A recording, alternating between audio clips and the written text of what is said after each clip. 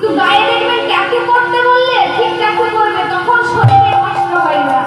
কিন্তু যদি বলা হয় মন্দিরে যা প্রণাম কর, ভগবানের কিছু কাজকর্ম কর, তখন তাদের কষ্ট হয়। তাই মানুষ বলছে, ভগবান বলছে মানুষদের জন্য আমি পথটা আরো একটু সহজ করে দিলাম। কি এই কলিযুগে যাগযজ্ঞও করতে হবে না, পূজা অর্চনাও করতে হবে না, শুধু বদন বলে একবার হরি নাম বলতে হবে।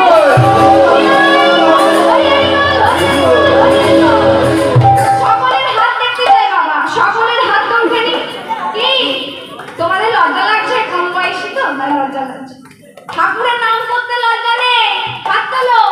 বাহ, খুব সুন্দর। বাহ, হরি বল রে, হরি বল রে,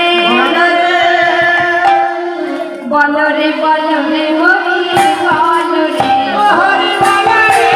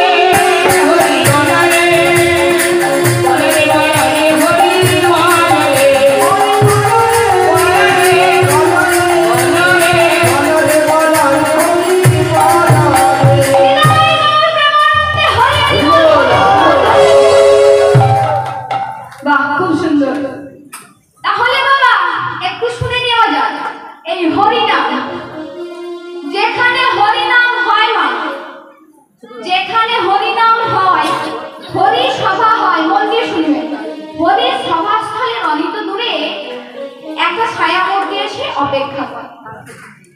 হয়তো আজ কোথাও সেই ছায়ামূর্তি অবস্থান করেছে, আমরা চর্মচক্ষে তাকে দেখতে পাচ্ছি।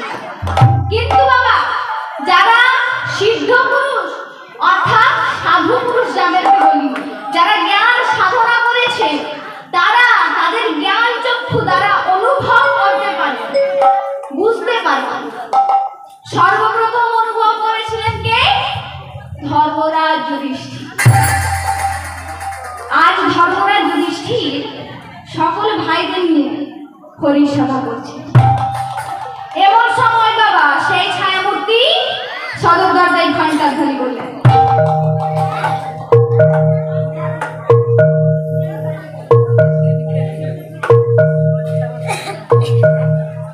এই ঘণ্টার ধ্বনির অর্থ হলো কেউ রাজ দর্শন প্রার্থী। কিন্তু এমন সময় সদর দরজায় কে এসেছে? কার রাজ দর্শন চায়? সহদেব সভাস্থল ত্যাগ করে বলে, দাঁড়াও যেন আমি দেখছি কে এসেছে। সভাস্থল ত্যাগ করে বাইরে বেরিয়ে দেখে একটি ছায়ামূর্তি দাঁড়িয়ে আছে। সহদেব তাকে জিজ্ঞাসা করে, কে তুমি? কি পরিচয় তোমার? তুমি এখানে কেন এসেছো? আচ্ছা আচ্ছা, তুমি কি রাজ দর্শন করবে? তোমার কি রাজ দর্শন চাই? শোনো শোনো, তুমি অপেক্ষা করো, আমি রাজাকে সংবাদ পাঠাচ্ছি। সেই ছায়ামূর্তি চিৎকার করে বলে, আমি কে তা তোমার জানার প্রয়োজন নেই। তোমাকে আমি একটি প্রশ্ন করব, সেই প্রশ্নের তুমি যদি সদুত্তর দিতে পারো তাহলে তুমি জীবিত থাকবে, তা না হলে। সেই ছায়ামূর্তি সহদেবকে জিজ্ঞাসা করে। সহদেব বলে, বলো বলো কি প্রশ্ন তুমি বলো। তোমাকে আমার প্রশ্ন হলো, এক কলসি দুগ্ধে 7টি কলসি সমানভাবে পরিপূর্ণ হয়ে যাচ্ছে না, কিন্তু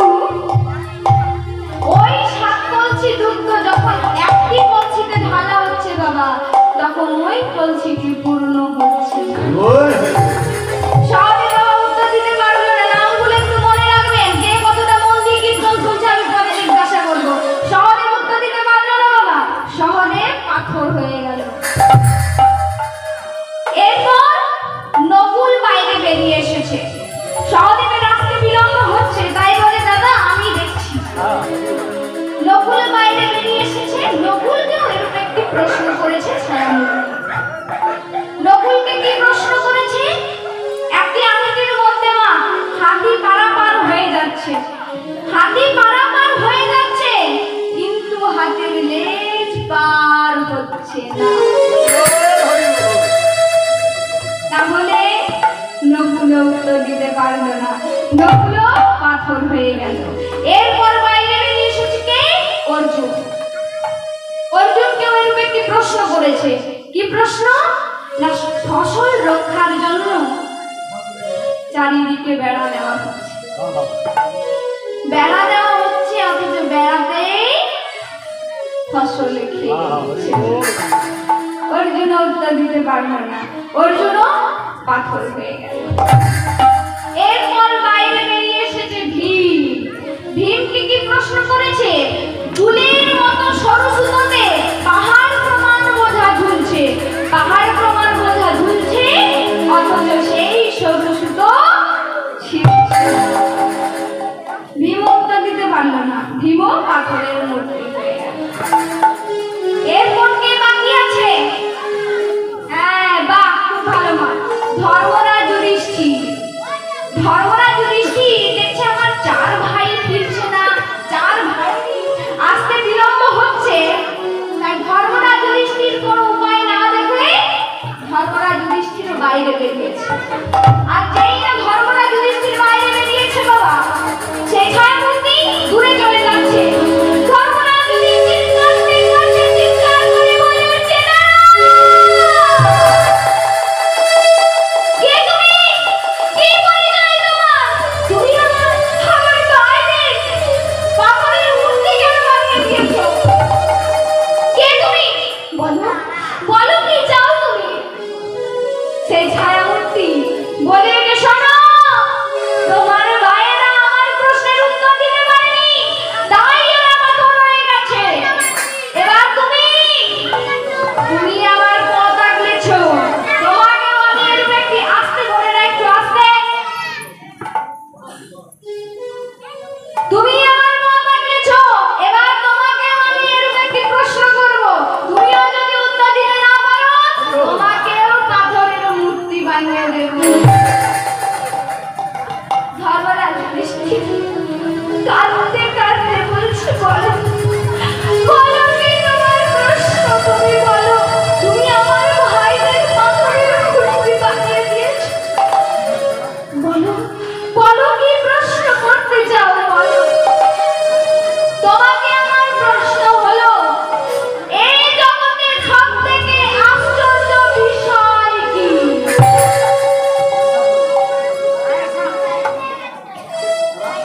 কি বাবা, এই জগতে সবথেকে আশ্চর্য বিষয় কি? হ্যাঁ? ধর্মরাজ যুধিষ্ঠির মা একে একে সকল প্রশ্নের সঠিক উত্তর দিয়েছে। এই জগতে সবথেকে আশ্চর্য বিষয় কি? বাচ্চাদেরকে একটু বলছি, একটু আস্তে কথা বলো, বোনেরা, বোনেরা চিৎকার চেঁচামেচি করো না, আস্তে কথা বলো। এই জগতে সবথেকে আশ্চর্য বিষয় হলো মা, যার প্রাণ আছে তাকে কোনো না কোনো দিন বলো হরি, বলো হরি। তাহলে মারা যেতে হচ্ছে, কিন্তু মানুষ কোনোদিন মনে করে কি তার আজ মৃত্যু হতে পারে? আপনারা, আমি বললাম বলে হয়তো ভাবতে পারেন, হ্যাঁ হতেও তো পারে আজকে আমার মৃত্যু, কিন্তু আপনারা ভেবেছিলেন কি আমার আজকে মৃত্যু হতে পারে? আমি ভাবছি কি হয়তো আজ আমি এই আসরে দান করছি, হয়তো কাল রাতে উঠতেও তো না পারি। আপনারা বলতে পারবেন কার কখনো মৃত্যু হবে? পারবেন বলতে? কেউ কি আছে পারবে বলতে? এই জন্ম আর মৃত্যু কেউ বলতে পারবে না। যার যখন মৃত্যু হবার হবে ঠিক হবে, যার যখন জন্ম হবার হবে ঠিক হবে। এটাই হচ্ছে এই জগতের সবথেকে আশ্চর্য বিষয়।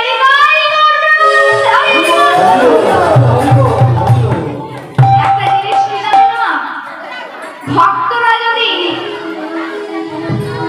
এই আপনাদের মতো ভক্তজন যে আমার মৃত্যু নিয়ে আমাকে সঙ্গ দিচ্ছেন এত সুন্দর, ভক্তরা যদি সঙ্গ দেয় তাহলে কীর্তন করে খুব আনন্দ লাভ করা যায়।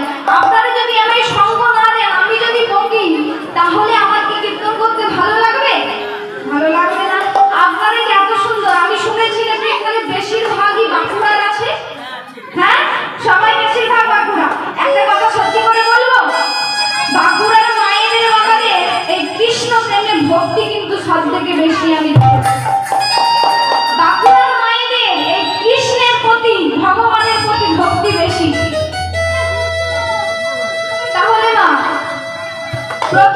প্রশ্নে অর্থাৎ ধর্মরাজ যুধিষ্ঠিরকে যে প্রশ্ন করেছিল সেই প্রশ্নের সঠিক উত্তর দিয়েছে। এবার প্রথম প্রশ্ন কাকে করেছিল ভাইদের মধ্যে, কে বলতে পারবে? একটু আস্তে কথা বলতে। বাবাকে জিজ্ঞেস করো। বাবা না, কাকে প্রথম প্রশ্ন করেছিল? এই যে কি বলেছে এদিকে সবাই বাহ, খুব সুন্দর, বাহ, খুব সুন্দর। এইরকম ভক্ত হলে তবেই তো কীর্তন করে আনন্দ লাভ করা যায় বাবা। সহদেবকে গিরি প্রশ্ন না, এক কলসি দুগ্ধে 7টি কলসি সমানভাবে পরিপূর্ণ হয়ে যাচ্ছে বাবা, কিন্তু ওই 7 কলসি দুগ্ধ যখন একটি কলসিতে ঢালা হচ্ছে তখন ওই কলসিতে পূর্ণ হচ্ছে না। একজন মায়ের 7টি সন্তান, একজন মায়ের দুগ্ধ পান করে স্তন পান করে তারা বড় হচ্ছে, মানুষ হচ্ছে। তা বাবা তারা যখন বড় হচ্ছে বিভিন্ন বড় বড় চাকরি করছে, আমেরিকায় যাচ্ছে, বিলেতে যাচ্ছে, বড় বড় চাকরি, ছোটখাটো না। বিলেতে আমেরিকায় যে বাবা গ্রামে মায়েরা বাবারা পড়ে আছে, ছেলে তো আছে বাইরে, আমেরিকায় আছে, দিল্লিতে আছে, মুম্বাই আছে, বড় বড় কাজকর্ম করে, আর বড় বড় চাকরি করলে বড় বড় ভিআইপি বন্ধু, তাই তো? যখন বলছে বাবা আমি তো বিলেত কোনোদিন ঘুরে আসিনি, আমেরিকা না কি বলে, আমেরিকাও তো কোনোদিন ঘুরে আসিনি, আমাকে একবার নিয়ে যাবি বাবা ঘুরতে? বলে পরে আবার যখন মা বারবার বলছে তাহলে একবার নিয়ে যাওয়া যাক। যখন নিয়ে যায় ভিআইপি বন্ধুরা আসে পার্টিতে, বলে এটা কে রে? এটা আমার বাড়িতে, বাহ খুব সুন্দর, আমার বাড়িতে কাজ করে। বন্ধুদের সামনে পরিচয় দিতে লজ্জা পায়, কেন? কারণ ভিআইপি বন্ধুরা তো সব ইংলিশে কথাবার্তা বলে, আমার মা তো বাঙালি, বাংলায় কথা বললে বন্ধুটা বুঝতে পারবে না, তাহলে বলবে এ কোথা থেকে কুড়িয়ে এনেছিস রেখে। তা বাবা আমি যে ইংলিশে বলছি না বাংলায় বলছি, আপনারা বুঝতে পারছেন তো? এখন কি হয়েছে বাবা, এক গ্রামে এক ইংরেজি সাহেব এসেছে। ইংরেজি সাহেব মানে কি হয়েছে না, বাইরে এসে কাজকর্ম করে, আর বাইরে কাজকর্ম করে বন্ধুদের সাথে ইংরেজি কথা বলে। তাই গ্রামে যখন এসেছে, গ্রামের মায়েরা বাবা তো সব চাষবাস করে, বেশি শিক্ষিত না। এখন গ্রামের লোকদের কাছে একটু বেশি স্পেশাল হবার জন্য, বেশি কদর পাওয়ার জন্য কি করেছে, ইংলিশে কথা বলছে। যখন চাচি ভাইরা বাবারা মায়েরা রয়েছে, বলে এ কি বলে রে, কিছুই তো বলতে পারে, পাগল বলে নাকি? পাগলই হবে, নিজেই কি যে বলছে বুঝতে পারছি না, তাই বলছি আমি কি বলছি বুঝতে পারছেন তো, আমায় পাগল ভাবছেন না তো? বাহ, এটাই হবে। তাহলে আমাদের সেই নাই খুব সুন্দর ভক্তবৃন্দ এখানে। তাহলে বাবা একজন মায়ের 7টি সন্তান, তারা যখন বড় বড় চাকরি বাকরি করছে, মায়েদের বাবাদেরকে ভুলে যাচ্ছে। কিন্তু এটা কেন জানে না মা যদি ভালো হয় সন্তান কিন্তু ভালো হবে। কেন বলছি, মা যদি ভালো হয় সন্তানকে কিন্তু ভালো হতেই হবে। আমরা তো সব গোয়ালা নাকি, গোয়ালা বলেছি, তাহলে চাষবাস নিশ্চয়ই হয়। তা বাবা মাটি যদি ভালো হয় কি ভালো হবে, বা ফসল ভালো হবে। তাহলে মা যদি ভালো হয় সন্তানকে ভালো হতেই হবে। তবে আমাদের এখানে মাইকা নয়, কেন আপনাদের মতো ভক্তবৃন্দ এত সুন্দর কৃষ্ণ নাম করছে, হরি বল বলছে। একটা কথা জেনে রাখবেন, হরি যখন ভগবান সবসময় কিন্তু সবাইকে আশীর্বাদ প্রদান করে না। আজকে কমিটি ভাইরা এত কষ্ট করে আপনাদের, এখন বাবা অনেক জায়গাতে বেশি কীর্তন হচ্ছে, আগেকার যুগে কিন্তু এত কীর্তন হতো না, আগেকার দিনে এখন হচ্ছে। কিন্তু কীর্তন শুনলেই যে আপনি কীর্তনের ভক্তি লাভ করবেন, কীর্তনের ভগবান যে আশীর্বাদ দান করছে পাবেন, সেটা কিন্তু নয়। কেন জানেন, কষ্ট করলে তবেই কেষ্ট মেলে। আমি যে কষ্ট করছি, আপনারা ভাবছেন একটু কীর্তন শুনি, একটু ভক্তি লাভ করি, একটু ভগবানের চরণ আশ্রয় করবো, ভগবান যখন জিনিস দিচ্ছে আমরা যদি চকলেট ছড়াই কি করব? এই নে নে নে নে নে করব তো? তাহলে আমি যখন ভক্তিটা প্রদান করছি আপনাদেরকে তো দুহাত তুলে নিতে হবে। যারা দুহাত তুলে নিতে পারবেন তারাই পাবেন, না যারা পারবেন কিছুই পাবেন না। আর ভগবান কি বলছে দেখুন, বলছে শোন, যখন এই ভূমিষ্ঠ হয়েছিলি অর্থাৎ এই মাটিতে যখন ভূমিষ্ঠ হয়েছিলি, ভগবান যখন বলছে 84 লক্ষ জনি করিয়া ভ্রমণ তবে এই সুন্দর মানব জন্ম পাইল না। তাহলে 84 লক্ষ জনি করিয়া ভ্রমণ আমরা তবেই সুন্দর মানব জন্মটা পেয়েছি। যখন বাবা আমরা উপরে ছিলাম ভগবানের কাছে, ভগবান কোনবার আমাদের জন্ম দিয়েছে? হাত দেয়নি। কোনবার চোখ দেয়নি, অন্ধ করে পাঠিয়েছে। কোনবার পা দেয়নি। যখন আমরা ভগবান আমাদের ভূমিষ্ঠ করছে মাটিতে, ভগবানকে বলেছিলাম ভগবান আমায় দুটো হাত দাও, এই হাত দিয়ে আমি তোমার চরণ সেবা করব প্রভু। আমায় দুটি নয়ন দাও প্রভু, এই নয়ন দিয়ে আমি যেন তোমার চরণে অশ্রু জল বিসর্জন দিতে পারি, অশ্রু দিয়ে যেন তোমার চরণ ধুইয়ে দিতে পারি প্রভু। প্রভু আমায় বদল দাও, যেন আমি যে কোনো কীর্তন গানে যে কোনো পূজায় আমি তোমার নাম করতে পারি। প্রভু আমায় পা দাও, এই পা দিয়ে আমি সকল তীর্থস্থান যেন ভ্রমণ করতে পারি।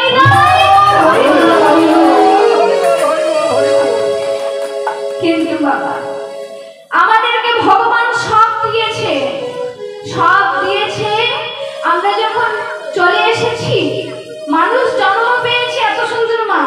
যারা জ্ঞানী গুণী মানুষ হবে, যারা জ্ঞানটা নেবার চেষ্টা করবে তারা ঠিক বুঝতে পারবে, আর যারা নেবার চেষ্টা করবে না যারা নিতে চায় না তাকে জোর করে দেওয়া যায় না। যারা নিতে চায় তারা ঠিক নিয়ে নেবে, কেড়ে কুড়ে হলেও নিয়ে নেবে। তা বাবা আমাদেরকে যে ভগবান যখন এই মাটিতে পাঠিয়েছে, এখন আমরা সব ভুলে গেছি। ভগবানের নাম করবো সেটাও ভুলে গেছি। এখন আমরা কি করছি? কে কাউকে টাকা কামাতে পারবি? কে কাউকে 100 টাকা দেবো? 1000 টাকা দে, তোর কাছে পাবো না। কে কা আমরা কেউ কারো নই। আমাদের এই মাটিটা, আমরা যে জমি জায়গা ঘর বাড়ি টাকা পয়সা নিয়ে আলোচনা করি, কেউ কারো নয়, সব ভগবানের দান। তাহলে মা এই জগতে মা 7টা সন্তানকে জন্ম দিয়ে এক স্তনদুগ্ধ পান করিয়ে বড় করছে।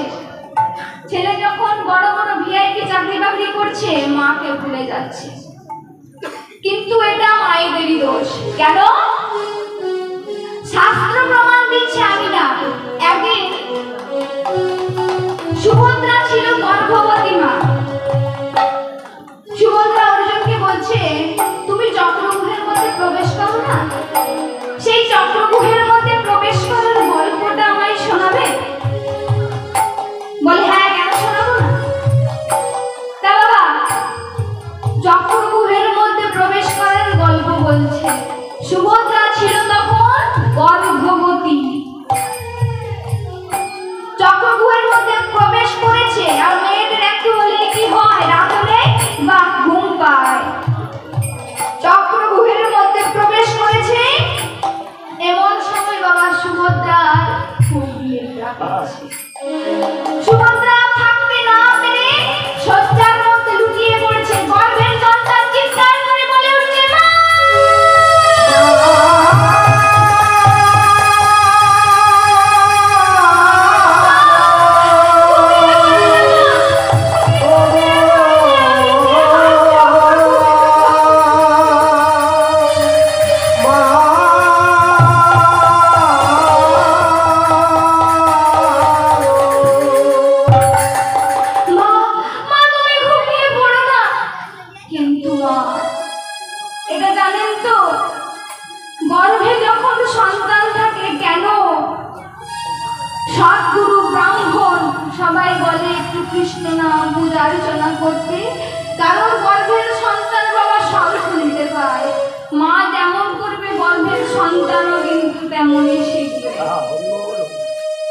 তাই বাবা, মা যদি ঘুমিয়ে পড়ে সন্তানও ঘুমিয়ে পড়বে, সন্তানও ঘুমিয়ে পড়বে।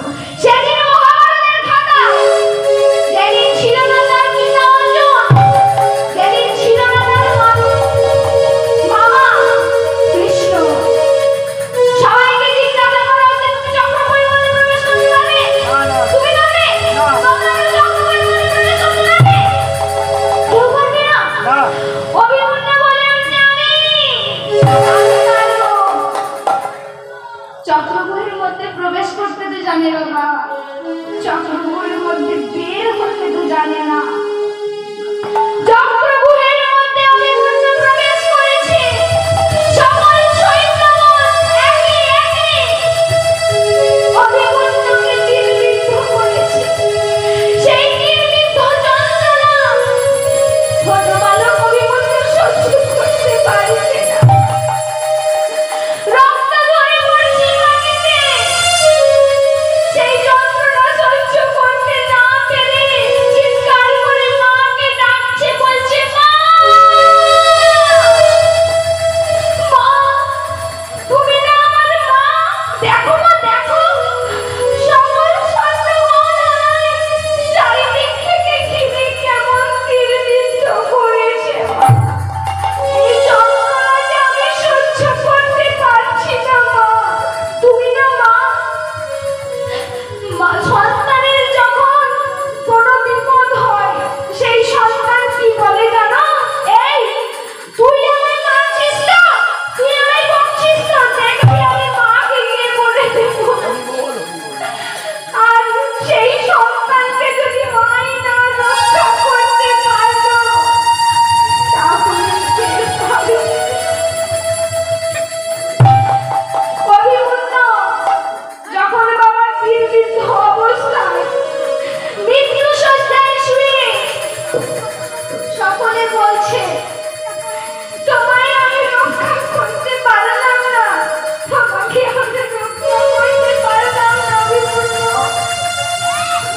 অভিমন্যু মৃত্যু শয্যায় শুয়ে যন্ত্রণায় কাতর হয়ে বলছে না, তোমরা আমার মৃত্যুর জন্য দায়ী নয়, তোমরা আমার মৃত্যুর জন্য দায়ী নয়। আমার মৃত্যুর জন্য কে দায়ী জানো? আমার মৃত্যুর জন্য একমাত্র আমার মা দায়ী। কারণ মা যদি সন্তানের জন্য এইটুকু কষ্ট করতে না পারে, সন্তানের কি মঙ্গল হয়? সন্তানের মঙ্গল তো মায়ের হাত ধরেই আসে মা, আসে তো। তুমি মা হয়ে পিতার কাছে যে গল্পটা শুনবে বলে আবদার করলে সেটা সম্পূর্ণ করতে পারবে না, তাই না? এখানে আরেকটা শিক্ষা পাওয়া গেল, কোন কাজ অসম্পূর্ণ ফেলে রেখে যেতে নেই, তাতে লাভের থেকে ক্ষতি বেশি। তাহলে বাবা, শাস্ত্র বলছে মা যদি ভালো হয় সন্তান ভালো হবে। কিন্তু মা একটা কথা জানেন কি, এখানে যারা যত ভালো মানুষ তাদেরকে সব থেকে বেশি কষ্ট পেতে হয় না? কষ্ট পেতে হয় কি না? যারা দেখলাম খারাপ মানুষ তাদের কষ্ট হয় না। একটা মা একটা কথা বলি, গাছে যদি দুটো আম গাছ আছে, একটা ফলের গাছ, ফলের আম গাছ টক, একটা ফলের আম গাছ মিষ্টি, কোন গাছে বেশি ছেলে পুলে ঢিল ছুড়বে? মিষ্টি আম গাছে। তাই বাবা, মানুষ যত ভালো হবে তাকে তত বেশি আঘাত সহ্য করবে। এই জগতে আমার মা, আপনাকে ভালো শিক্ষা দেওয়ার কেউ নেই, কিন্তু আপনি যদি কুপথে যান বা ছেলেপুলেরা যদি কুপথে যায়, কি হয়েছে? কিছু হবে না। দেখবেন একটা মনে মনে আমাদের যদি কোনো খারাপ কাজ করি, আমাদের মনে মনে কিন্তু একবার হলেও মনটা বলে করিস না, এটা ভুল বলে তো মনে মনে ঠিকই আসবে। কেউ যদি কোনো ভুল কাজ করে, তার কোনো খারাপ বন্ধু বান্ধব সব সঙ্গে গেলে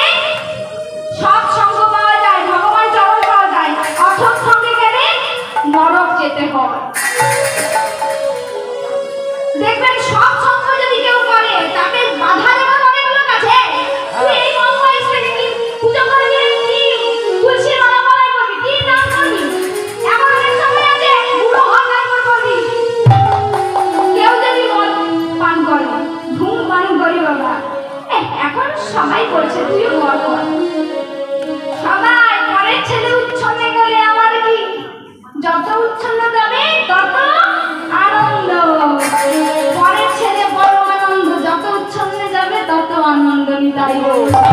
সবাই বলে,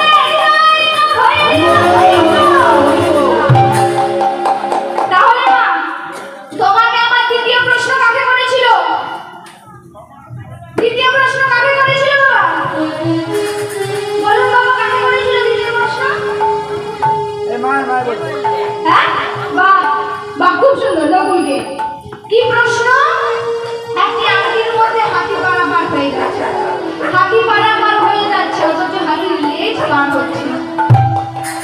এর উত্তর বাবা, একজন ব্যক্তি সেবা যজ্ঞের আয়োজন করেছে, প্রচুর অর্থ ব্যয় হয়েছে, প্রচুর খাবার দাবার অপচয় হচ্ছে, কিন্তু তারে যদি একটা ভিখারি আসে, ধরুন ভিখারির গায়ে গলিত কুষ্ঠ রোগ, দুর্গন্ধ ভেসে আসছে বাবা, আপনাদের নিয়ে এসে দিয়ে বন্ধুরা খাবার দাবার খাচ্ছে, আপনি হয়তো তাকে দুপুরটা খেতে দেবেন, কিন্তু কি বলবে, এখন তোরা দূরে যা, কেন আমার ভিআইপি বন্ধুরা খাবার দাবার খাচ্ছে, তোর শরীর হয়ে যে দুর্গন্ধ ভেসে আসছে, তাতে তুই যদি এখানে থাকিস আমার বন্ধু বান্ধবীরা খেতে পারবে না, এখন দূরে যা।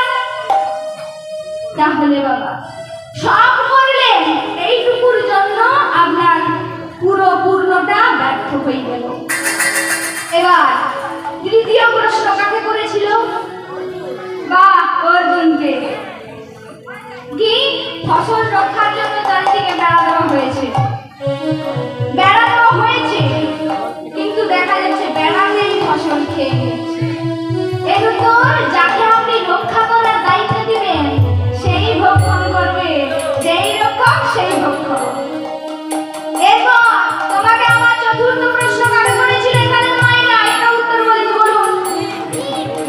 বাহ, খুব সুন্দর। কি একটা ফুলের মতো সরু সুতোতে পাহাড় প্রমাণ বোঝা ঝুলছে, পাহাড় প্রমাণ বোঝা ঝুলছে, অথচ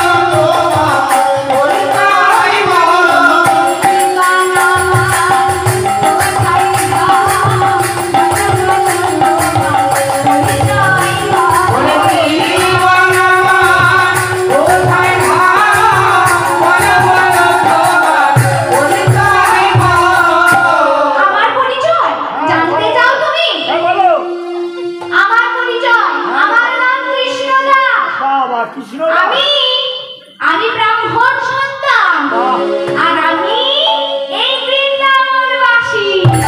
বাবা বাবা খুব সুন্দর। কৃষ্ণদাস তুমি বৃন্দাবনবাসী? তুমি বৃন্দাবনবাসী? হ্যাঁ আমি বৃন্দাবনবাসী। বলছি কৃষ্ণদাস তুমি আমায় বৃন্দাবন দর্শন করাবে? হ্যাঁ কেন করাবো না? শোনো আমি এই বৃন্দাবনে প্রথমবার এসেছি। আমি বৃন্দাবনের পথ ঘাট কিছুই চিনি না, কিছুই জানি না। আচ্ছা বলো তুমি আমায় করাবে বৃন্দাবন দর্শন? আচ্ছা বলি তোমার পরিচয় বলো। আমার পরিচয়? হ্যাঁ। কৃষ্ণদাস তুমি আমার পরিচয় জানতে চাও? হ্যাঁ শোনো তবে আমার পরিচয়। নদীতে জন্ম পিতা মাতা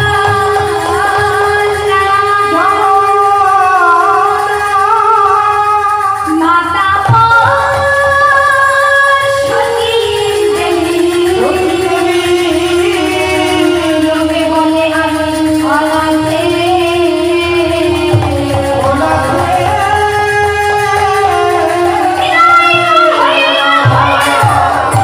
বলি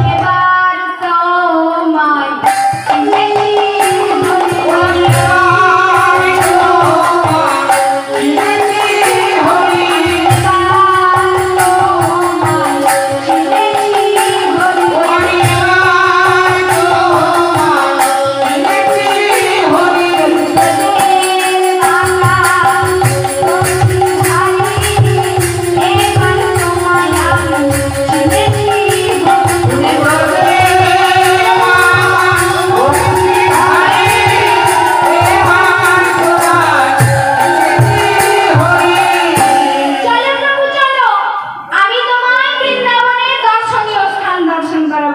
প্রভু আমার চলেছে কার সঙ্গে গো? কৃষ্ণ দাসের সঙ্গে। আপনি তার কেমন? আজ গৌরাঙ্গ প্রথমে বলি গৌরাঙ্গ সুন্দর। আমরা যে কালকে যে রাসলীলা পালন করব, এই রাসলীলার দিনটি কি জানেন তো? হ্যাঁ জানেন তো বাবা? রাসলীলা আমরা যে হোলি মাখি, রং মাখি, কেন মাখি জানি না? জানেন না কেউ? হ্যাঁ দোল খেলা তো বটে, কিন্তু আমরা দোল সেদিনই কেন আমরা রং মাখি? বাহ দারুণ, খুব সুন্দর মাইকে দেখতে পাচ্ছি। আমি অনেক জায়গায় গেছি, অনেককে জিজ্ঞাসা করেছি, কেউ কিন্তু উত্তর কি দিতে পারেনি। কেন জানেন? আমরা 25শে ডিসেম্বর যদি জিজ্ঞাসা করি বলে দেবে। আমরা পহেলা বৈশাখ পালন করি না, কিন্তু বাবা 1 জানুয়ারি যদি আসে দেখবেন 12টা বাজতে এত বাজে ফুটছে, কিন্তু পহেলা বৈশাখের দিন কিছুই নেই। হ্যাঁ আমরা এই দোলের দিন গৌরাঙ্গ মহাপ্রভুর আবির্ভাব, জন্মতিথি, তাই আমরা এই দিনটা রং মেখে, মনে রং লাগিয়ে উদযাপন করি। সকলে জানলেন তো? এবার আর ভুল হবে না তো? না। তাহলে আমার প্রভু চলেছে কৃষ্ণ দাসের সঙ্গে। ভাবটি তার কেমন? গৌরাঙ্গ কেমন ভাবে থাকে? এখন একটা গাই সবাই তারা এখন যারা হাত তুলবেন তারা কিন্তু প্রভু উপর থেকে দেখছে, তাদেরকে আশীর্বাদ দেবে। সংসারে তাদের মঙ্গল নেই, ঝগড়াঝাটি লেগে থাকে, তাদেরকে আশীর্বাদ করবে। তাই দেখতে চাই সবাই হাত। আর যারা হাত তুলবেন না তাদের কিন্তু আশীর্বাদ পাবে না। সকলকে ভগবান দেখে নিয়েছে, যারা হাত তোলেনি তাদেরকে আশীর্বাদ করবে না। গৌরাঙ্গ সুন্দর